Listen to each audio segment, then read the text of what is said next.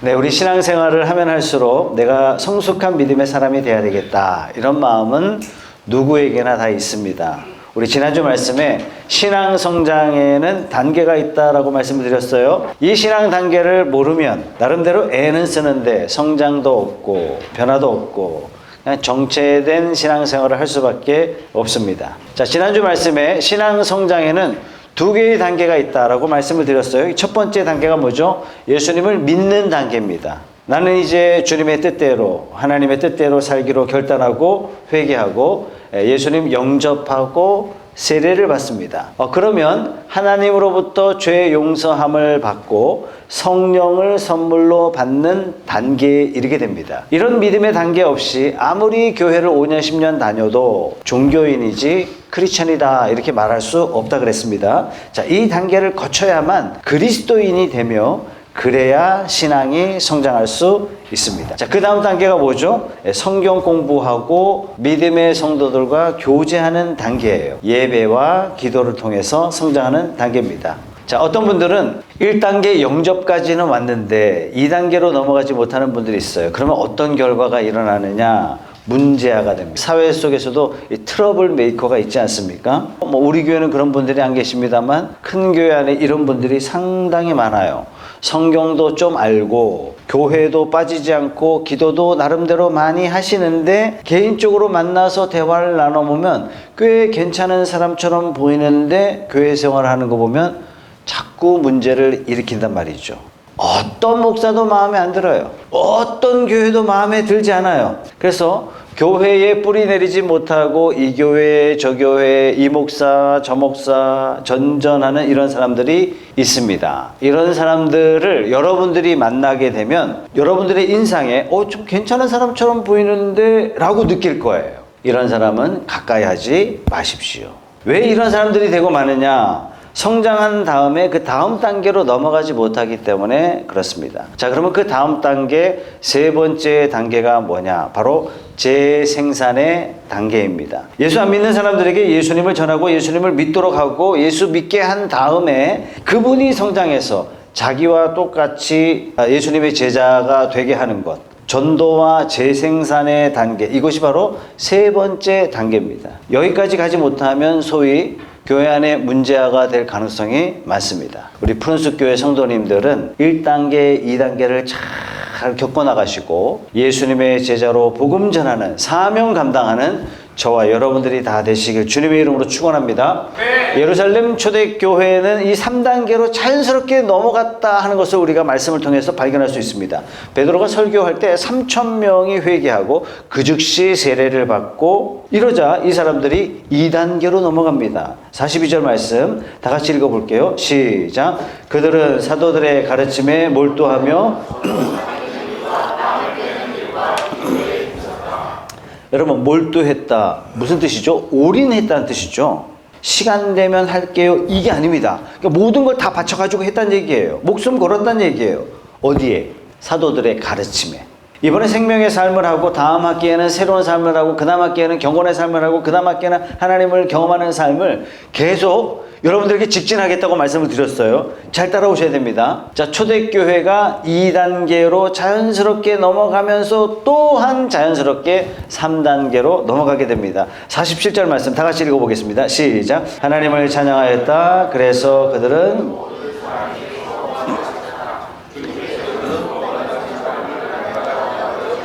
네, 재생산에 들어갔죠. 그죠? 3단계로 넘어갔죠. 저와 여러분들도 참되게 믿고 잘 배워서 3단계로 넘어가야 됩니다. 자, 47절 말씀에 아주 재미있는 단어가 두 개가 나옵니다. 첫째는 호감을 샀다. 두 번째는 날마다 더해 주셨다. 자, 초대교회 성도들이 너무 아름답기 때문에 안 믿는 사람들로부터 호감을 샀어요. 그래서 하나님께서 사람들을 마구마구 보내주시는 역사가 일어났습니다. 제가 전도하고자 하는 전도의 방향입니다. 우리 푸른숲 교회가 추구하는 전도 방법이에요. 이 전도에는 세 가지 방법이 있거든요. 노방전도. 우리 교회에서 노방전도 하고 있습니다. 화요일 혹은 목요일 날 동네 사람들이 푸른숲 교회가 어디 있는지도 알고 노방전도는 길에 다니면서 그냥 만나는 사람마다 그냥 붙들고 복음 전하는 거예요.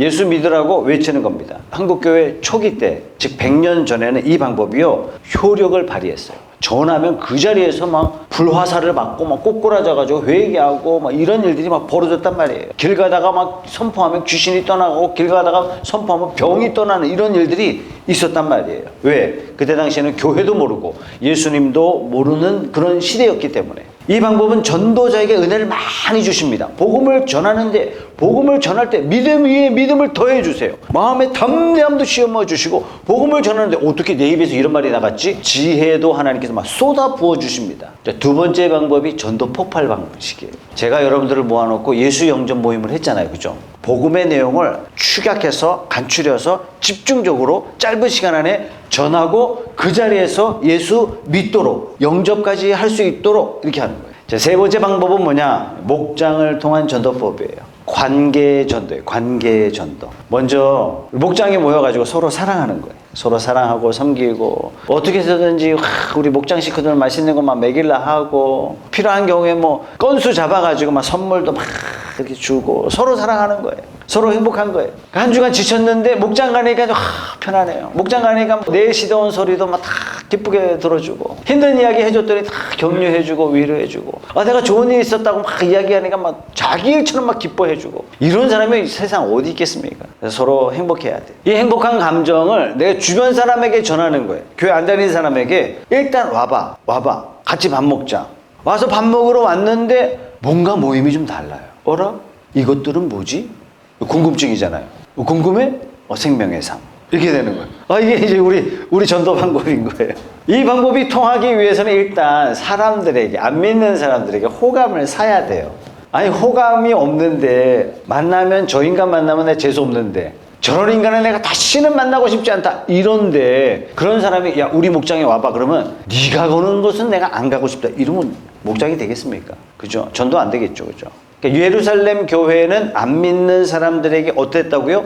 호감을 샀대요. 그래서 구원받는 사람들을 하나님께서 날마다 막 부어주시는 역사가 일어났습니다. 자, 그렇다면 어떻게 호감을 살 수 있을까? 5가지를 여러분들에게 소개하겠습니다. 첫째, 필요를 채워줘라. 44절, 45절 말씀 다 같이 한번 읽어볼게요. 시작. 믿는 사람은 모두 함께 지내며 모든 것을 공동으로 소유하였다. 그들은 재산과 소유물을 팔아서 모든 사람에게 필요한 대로 나누어 주었다. 지금 예루살렘 교회는 본래 120명밖에 안 됐어요. 그런데 베드로가 설교할 때 3,000명이 들어옵니다. 여러분, 유대인의 방식상 숫자를 셀 때는 반드시 남자만 셉니다. 자, 그러면 3,000명이 믿었다는 얘기는 실제적으로 몇 명이 믿었다? 10,000명 정도 예루살렘 교회에 편입되었다. 이 말하고 똑같은 거예요. 벼랑간에 10,000명이 교인수가 늘어난 거예요. 자, 유대 사회에서 이 크리스찬들은 어떤 사람이었느냐? 배척받았던 사람들이에요. 핍박받았던 사람들이에요. 왕따예요. 지금도 그렇습니다. 기독교인, 유대교 사회에서 기독교인이다 직업을 가질 수가 없어요. 일하러 나갈 수 없어요. 돈 벌 수 없습니다.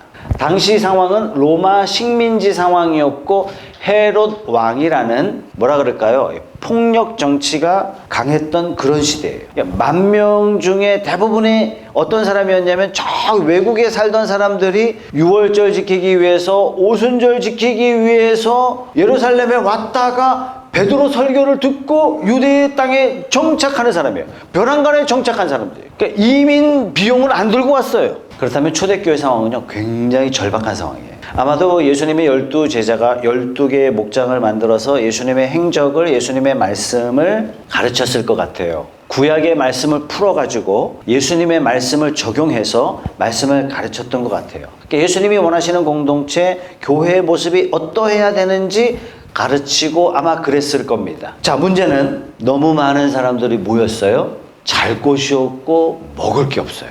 긴급한 상황이에요. 이런 필요를 보고서 예루살렘에 사는 자기들도 가난했지만 그나마 가진 소유를 팔아서 외국에서 온 사람들의 필요를 채우기 시작했습니다. 그래서 우리가 정말 전도하기를 원한다 그러려면 재생산하는 목장이 되기 위해서는 필요를 채워줘야 돼요. 서로의 필요를 채워주는 목장, 그런 목장이 되십시다. 마음이 답답할 때 답답한 이야기 들어주는 거예요. 이게 바로 필요 채워주는 거 아니겠습니까? 삶에 문제가 있을 때 그냥 뭐 해답을 듣기 위해서 솔루션을 받기 위해서 하는 게 아니에요. 그냥 내 문제를 기꺼이 나누는 거예요. 그럼 내 문제를 우리 목원들이 마치 자기 문제처럼 서로를 위해서 기도해 주는 거예요. 여러분 이게 필요를 채워주는 겁니다. 우리 목장 식구가 아프다 그러면 뭐 쫓아가는 거죠. 뭐. 쫓아가서 내가 뭐 주사받는 아니지만 가서 그냥 기도해 주는 거예요. 목장 식구가 이사 간다. 가보는 거예요. 이삿짐 뭐 이사 직원들이 다 날라주니까 따뜻한 차 한 잔 들고 와서 그냥 이사하는 거 보면서 격려해 주는 거예요. 어떻게 호감을 사느냐? 서로의 필요를 나눌 때 우리 목장에서 서로의 필요를 채워주는 그런 목장이 될 수 있기를 주님의 이름으로 소원합니다. 아멘. 우리가 한번 여기에 애쓰고 한번 수고해 봅시다. 자, 재생산하는 교회의 두 번째 특징이 뭐냐면 자주 모였다 하는 겁니다. 46절 다 같이 읽어보겠습니다. 시작. 그리고 날마다 한 마음으로 성전에 열심히 모이고 집집이 돌아가면서 빵을 떼며 순전한 마음으로 기쁘게 음식을 먹고 3년 전에 제가 휴스턴 서울교회 다녀왔잖아요. 가정교회 원조를 탐방하고 왔습니다. 140개의 목장이 있는데요. 금요일 목장을 제가 탐방하는데 아니 세상에 12시가 다 돼가는데 끝낼 생각을 안 하는 거예요. 아직 말 안 한 목원들이 몇 명 남아있어요. 거기다가 어쨌든 뭐 새벽 1시가 돼서 마쳤는데 목자의 광고를 듣고 제가 기겁을 했습니다. 새벽 1시가 돼서 다 끝났고 제가 연수관에 몇 시에 돌아왔냐면 새벽 2시에 돌아왔단 말이에요. 새벽 2시에 연수관에 저를 차에서 딱 내려주고 목자가 저를 데리고 20분 동안 이야기하는 거예요. 목장이 이렇게 좋다고. 목자가 뭐라고 광고했냐면 새벽 1시가 다 돼서 내일 피크닉 갑니다. 금요일 밤늦도록 목장하고 토요일 피크닉 가서 함께 또 놀고 주일 11시 예배인데 몇 시 모이냐면 10시 20분에 모여요. 우리가 이제 뭐 하리스 크리피인가요? 뭐 그런 도넛 있잖아요. 달달한 도넛. 이게 미국에는 브랜드가 굉장히 많아요. 목장 식구가 10명이면 이 사람도 그걸 사오고 이 사람도 그걸 사오고 딴 사람은 또 고구마 쪼오고 하여튼 모이기만 하면 먹고 모이고 또 모이고 또 모이고 11시 예배를 어떻게 드리냐면 목장들끼리 다 나란히 앉아요. 예배 끝나면 또 다 같이 나가요. 어디로 가요? 열심히 모여요. 열심히 모여요. 우리 프린스 교회가 성장하기 위해서는 재생산하는 교회가 되기 위해서는 우리 프린스 교회 네이버 카페 3만 회원이 되기 위해서는 열심히 모여야 됩니다. 목장 모임도 하고 다음날 등산도 가고 남자들끼리 사우나도 가고 운동도 같이 하고 주중에 모여서 조깅도 같이 하고 자주자주 모이시는 우리 목장 되시길 주님의 이름으로 축복합니다. 아멘.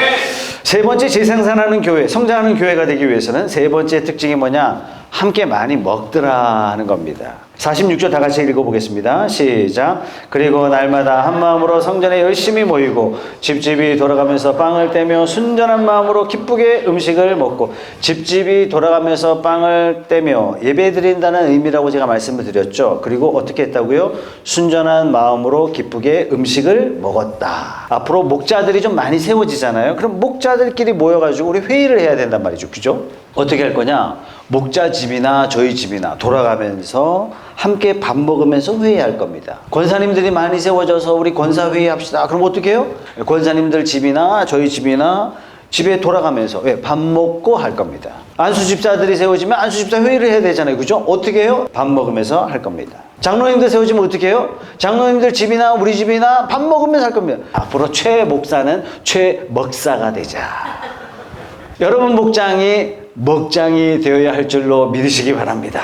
아멘. 목사님 안 먹고 차만 마시면 안 되네? 안 돼요. 안 돼요. 절대 안 돼요. 함께 잡수셔야 됩니다. 기왕이면 잘 차려서 잘 드세요. 성도 여러분, 우리 자주 모이고 함께 먹고 재생산하는 우리 성도님들 되시기 바랍니다. 아멘. 재생산하는 교회의 네 번째 특징이 뭐냐? 그 특징이 찬양입니다. 47절 다 같이 읽어보겠습니다. 시작. 하나님을 찬양하였다. 그래서 그들은 모든 사람에게서 호감을 샀다. 주님께서는 구원받는 사람을 날마다 더하여 주셨다. 예수 안 믿는 사람들에게 접근하려면 찬양은 좀 금지해야 되지 않습니까? 그게 상식이잖아요. 그죠? 근데 찬양했는데 사람들에게 호감을 샀다는 얘기예요. 그래서 하나님이 사람들만 더 보내주셨어요. 왜요? 모이기만 하면 하나님을 높여드리니까 안 믿는 사람들이 하나님을 높이는 소리를 듣도록 하나님이 보내주시는 거예요. 여러분 삶에 문제가 생기면 제일 먼저 뭐가 사라지느냐? 찬양이 사라져요. 사탄의 승리죠. 그죠? 대화해보면 요 사람이 믿음의 사람이다 아니다 금방 알 수 있어요. 감사를 표현하면서 하나님을 높이고 있느냐 그런데 사탄은 입에 찬양이 사라지게 만들어요. 입에서 원망과 불평, 자기 연민, 우울로 가득 채워넣습니다. 이때 우리의 마음을 감사와 기쁨으로 바꾸는 가장 쉬운 방법 중에 하나가 뭐냐면 노래로 찬양하는 겁니다. 여러분, 찬양이 넘친다, 다른 말로 기쁨이 넘친다는 그런 뜻이에요. 그래서 찬양이 멈추면 부정적인 생각, 부정적인 말, 이것이 내 속에서 나오기 시작해요. 그럼 주변에 있는 사람의 마음을 불쾌하게 만들어요. 짜증을 내면 상대방을 불쾌하게 만들죠. 여러분, 찬양이 없는데, 기쁨이 없는데 VIP를 전도할 수 있겠습니까? 행여나 우리 목장이 부정적 불만의 분위기가 있다면 기도하면서 회개하시고 악한 영의 공격을 차단하고 찬양이 넘치는 목장으로, 찬양이 넘치는 가정으로 만드시기 바랍니다. 아멘. 다섯 번째, 전도하고 재생산하는 교회의 특징이 뭐냐? 두려움을 심어줍니다. 이상하죠? 무슨 말이냐? 43절 말씀 다 같이 읽어볼게요. 시작. 모든 사람에게 두려운 마음이 생겼다. 사도들을 통하여 놀라운 일과 표징이 많이 일어났던 것이다. 여기서 두려운 마음이란 어떤 마음입니까? 공포심이 아니라 경외심에서 나오는 두려움을 말하는 거죠. 자, 목장이든 교회든 사람들에게 호감을 사는 것은 어렵지가 않아요. 친절하게 해주고 많이 먹이고 선물도 주고 그러면 다들 호감을 갖습니다. 그렇다고 해서 이 사람들이, 안 믿는 사람들이 덜커덕 예수님 믿게 되느냐? 그건 아닙니다. 예수 믿는 사람들로부터 두려움이 있어야 돼요. 그게 뭐죠? 하나님의 역사가 나타나야 됩니다. 안 믿는 사람들의 입장에서 봤을 때 이 사람들은 단지 친절한 게 아니라 보통 사람하고 달라. 이게 있어야 돼요. 그게 뭡니까? 43절 말씀해 보니까 놀라운 일과 표징들이 많이 나타났다. 그렇다면 이런 초자연적인 역사가 일어나지 않는다면 하나님이 원하시는 전도, 하나님이 원하시는 재생산이 목장이나 교회에서 일어날 수가 없어요. 여의도 순복음교회가 1980년도에 단일교회 교인 등록수가 15만 명이 됐어요. 그래서 미국의 목회자들끼리 모여가지고 여의도 순복음교회 탐방으로 온 거예요. 목적이 뭐죠? 이 원인이 뭐냐 이거예요. 그래서 조영기 목사님이 대본에 딱 알고 이 사람들을 도착하자마자 어디로 데려가셨냐면 담임 목사님을 위한 365일 24시간 기도 팀에 데려갔어요. 문을 딱 열었더니 막 수십 명이 막 기도하고 있는 거예요. 담임 목사를 위해서. 비결이 이거다. 끝. 3년 전에 제가 휴스턴 서울교회 가서 제일 부러웠던 것은 주차장이 어마어마하게 넓어요. 주차장만 이렇게 한 바퀴 돌아도요 1km가 넘죠 아마. 돌면 그냥 운동이에요. 돌면. 그게 부러운 게 아닙니다. 갔더니 평신도들이 다 목사 같아요. 잘 훈련된 성도? 그게 부러운 게 아니에요. 주일 아침 7시부터 오후 2시까지 목사님이 예배 인도할 때 기도 후원자들이 나와가지고 한 15명 됐던 것 같아요. 기도하더라고요. 이게 저는 제일 부럽더라고요. 그래서 사모가 우리도 만들자고 오래전부터 개척 때부터 저를 졸랐는데 아내가 번지수 잘못 찾았죠. 저를 졸을 게 아니라 성도들을 졸라야 되는데 주일 식사 담당하시는 분들이 너무 열심히 제 역할을 해주셔서 아내가 식당을 안 해도 되잖아요. 그래서 주일 아침 7시 30분부터 한 10시까지 집중적으로 예배를 위해서 기도합니다. 저는 이게 아주 큰 힘이 돼요. 언젠가 한 사람이 두 사람이 되고 두 사람이 세 사람이 되고 언젠가 10사람이 될 날이 오지 않겠습니까, 여러분? 네. 무엇을 위해서 기도합니까? 최 목사의 영감을 위해서 여러분 기도해 주시고, 기도의 역사가 일어나도록 기도해 주시고, 말씀의 역사가 일어나도록 기도해 주시고, 최 목사를 통해서 초자연적인 일들을 하나님께서 행하시고, 그래서 프로스 교회가 체험이 있는 교회, 믿지 않는 사람들로부터 두려움이 있는 그런 교회, 경외심이 가득한 교회 되도록 기도하는 거 아니겠습니까, 여러분? 여러분, 기도 외에는 이렇게 되는 법이 없습니다, 여러분. 사랑하는 성도 여러분, 하나님 살아계십니다. 우리는 사람이 손으로 깎아 만든 어떤 그런 우상에게 예배하는 그런 존재가 아니에요. 아무리 목 놓아 소리쳐도 듣지 못하는 돌덩이에다 대고 우리가 기도하는 게 아닙니다. 우리는 살아계신 온 우주의 주인 되신 여호와 하나님께 기도하는 것입니다. 아멘. 당연히 응답이 와야 돼요. 당연히 기적이 일어나야 돼요. 당연히 우리가 할 수 없는 놀라운 일들을 행하시는 것을 우리 눈으로 목격해야 됩니다. 그게 기독교예요. 예수님이 이 땅에서 뭘 행하셨는가 한번 보세요. 가는 곳마다 기적을 행하셨어요. 예수님이 약속하셨어요. 너희도 그렇게 할 것이다. 지금도 성령께서는 우리와 함께 하셔서 이런 일들이 우리에게 일어나기를 누가 원하세요? 성삼위 하나님께서 원하십니다. 아멘. 기적을 왜 주시죠? 다 하나입니다. 하나님을 찬양하라고, 하나님 증거하라고, 이걸 노래로 부를 때 우리 찬양 이렇게 이야기하고 찬송 이렇게 이야기하고 우리가 이것을 말로 전할 때 이걸 간증 이렇게 말하는 거 아니겠습니까? 기도하면 응답받는 기적이 당연한 교회, 기적이 당연한 목장 되시길 주님의 이름으로 축복합니다. 아멘. 여러분 그래서 추상적으로 기도하지 마세요. 이런 기도 가장 안 좋아요. 다 건강하게 해주세요. 주여 이 땅에 평화를 주세요. 우크라이나 평화를 주세요. 제일 안 좋은 기도에 제발 그런 기도 하지 말라고 그렇게 칼럼을 썼는데도 늘 기도 제목이 똑같아요. 장점이 있어요. 우리 성도들 늘 한결같다. 여러분 기도 제목이 크잖아요. 그죠? 자녀를 위한 기도 제목 큰 기도죠. 여러분 이 일을 위해서 하는 기도 큰 기도지만 그 큰 기도를 잘게 나누세요. 이번 주에 어떤 일이 일어나기를 원하십니까? 하나님 이번 주 이런 일이 일어나게 주시옵소서. 하나님 이번 주 바이오 두 사람을 만나는데 저들의 마음을 하나님 사로잡아 주세요. 그리고 사돈의 8천이 지금 망하고 있는데 하나님 잘 되게 해주세요. 그런 기도 하지 마세요. 하지 마세요. 하나님 관심도 없으세요. 관심도 없으세요. 하나님 누구에게 관심 있어요? 여러분에게 관심 있어요. 여러분에게. 구체적으로 기도해야 내가 응답 받았는지 응답받지 않았는지 그걸 정확하게 알 수 있어요. 그래야 사람들 앞에서 콕 집어서 하나님이 행하셨습니다. 간증할 수 있는 거 아니겠습니까? 여러분 구체적으로 기도하시고 구체적으로 응답받으시고 사람들 앞에서 간증으로 하나님을 높여드리는 찬양의 역사가 우리 교회 우리 목장에 넘쳐나기를 주님의 이름으로 소원합니다. 아멘. 신앙 성장은 3단계라고 말씀드렸어요. 예수님 영접하시고 믿으시고 세례받고 죄 용서함 받고 성령 받는 것. 2단계가 뭐라고요? 열심히 성경 공부하고 목장 모임에 참여하고 예배 빠지지 않고 열심히 기도하는 것. 3단계는 뭡니까? 믿지 않는 분들 한 사람 한 사람 전도해서 재생산하는 그런 목장 되시길 주님의 이름으로 축원합니다. 아멘. 자, 이 일을 성령께서 어떻게 하시느냐? 사람을 들어서 하십니다. 한 개인을 통해서 하나님은 역사하세요.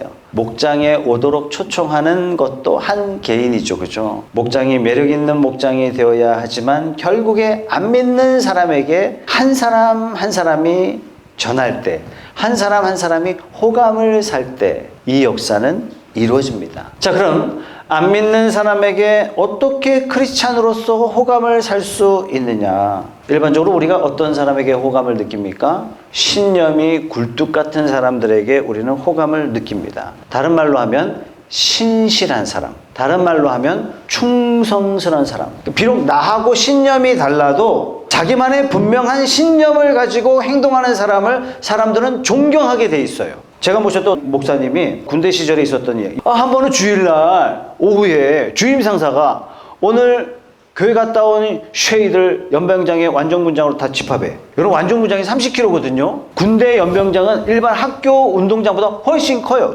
교회 갔다 왔다고 혼나나 보다 하고 다 완전군장하고 다 모였더니 주임 상사가 처음부터 욕을 고래고래 하더래요. 이놈의 쉐이들 뭐 10원짜리 일요일에 잔업도 많은데 이 쉐이들 군기 빠져가지고 이 10원짜리 그러더니 완전군장으로 5바퀴를 도는 거예요. 여러분 완전군장으로 뛴다는 것 자체가 힘든 거거든요. 한 바퀴 돌면 땀 범벅이 돼요.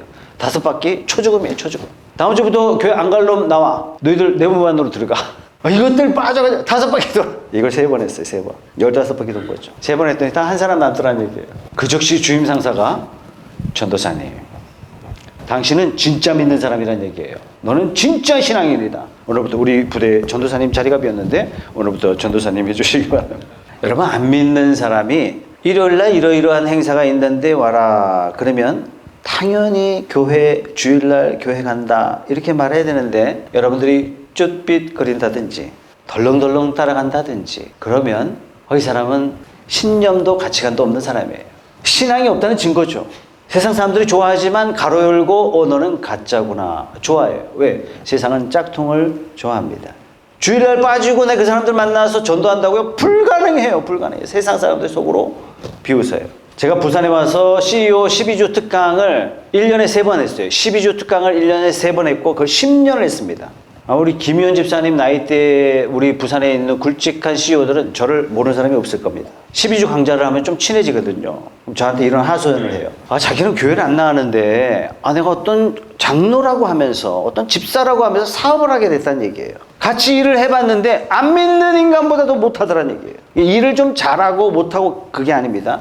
난 그 사람을 신뢰할 수 없습니다. 믿는다는 사람으로부터 내가 배신을 당했습니다.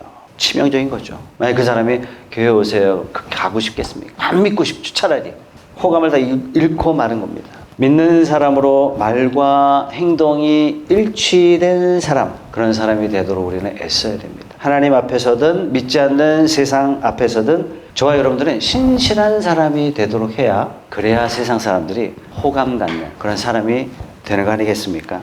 두 번째, 누구에게 우리가 호감을 갖느냐? 관심을 주면 호감을 갖게 되죠. 그죠? 이 세상은 철저하게 이기적인 세상입니다. 이 세상에서 누군가 나에게 관심을 주면 그 사람에게 호감을 갖게 마련이에요. 그런데 관심 갖기 너무 바쁜 세상에 우리가 살고 있어요.